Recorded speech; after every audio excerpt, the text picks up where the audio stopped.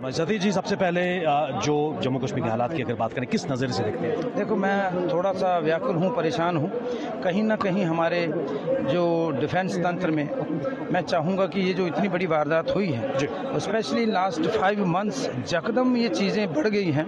इसका मतलब है हमारा पड़ोसी मुल्क जो है वो कोई अच्छी रोल प्ले नहीं कर रहा है। कोई भी मुल्क हो जो हमारे पड़ोस में है, वो directly indirectly they are supporting terrorism. This is right time, this is apt and there is dire need to act tough on terror.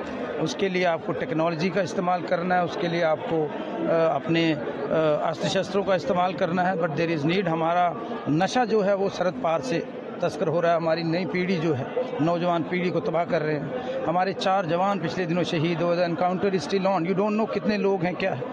तो मुझे लगता है there is dire need of coordination between all the forces also. Defence minister साहब जम्मू कश्मीर में तशरीफ़ लाए हैं, they should act tough. क्योंकि मैं एक फ़ौजी का बेटा हूँ, मैं दर्द समझ सकता हूँ, मैं सरहद पे बसता हूँ, मैं दर्द समझ सकता हूँ।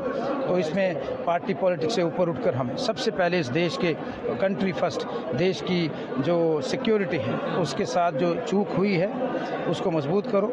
चाहे you have to act what defence minister told in Akhnoor, आप भी वहाँ थे।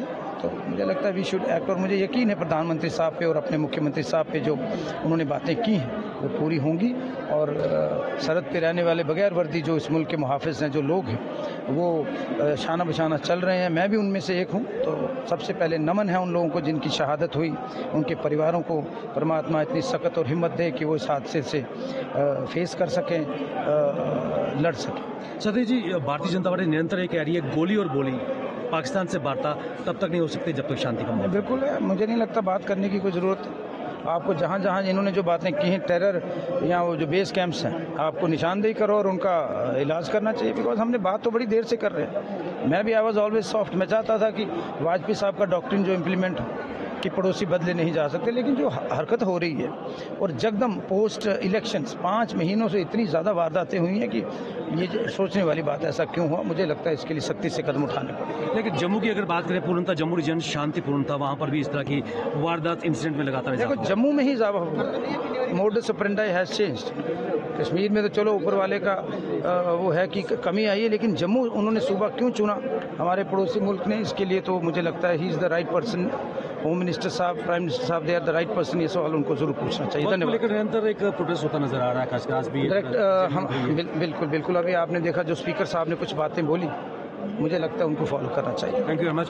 ये थे हमारे साथ कैबिनेट मंत्री सतीश शर्मा जी। कई चीज़ों पर उन्होंने खुलासे किया। उन्होंने कहा कि गोली और बोली एक साथ नहीं चल सकती, पाकिस्तान के साथ वार्ता तब तक नहीं होनी चाहिए।